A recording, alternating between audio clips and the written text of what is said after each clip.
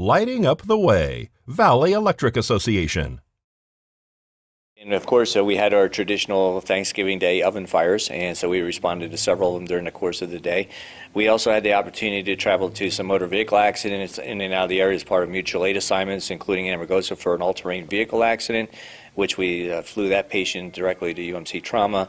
We were also notified of a one-vehicle rollover out on Highway 160 in the area of mile marker 26 that we responded to. Very, very busy weekend. A lot of medical calls.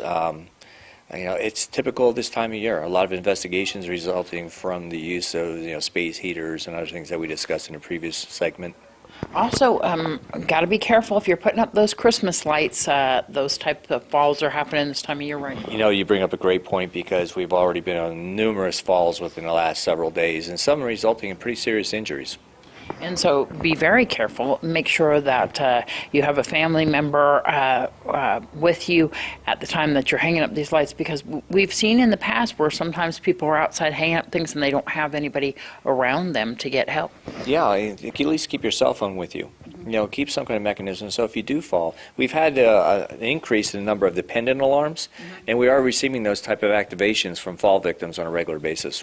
And those are very useful. They can be, absolutely. We get a lot of false alarms, but when they are real incidents, they're a great tool to have. What's some advice that you have for some of these cooking fires? Because I know Christmas is coming up. When we talk about a lot of our stovetop, it's a lot of the times it's unattended cooking. So simply, if you have something on the top or burner surface, stay with it. Make sure you have a fire extinguisher in close range. Oven fires, if you discover that the grease has caused a fire with it, simply keep the oven door closed, turn off the heat, and call 911.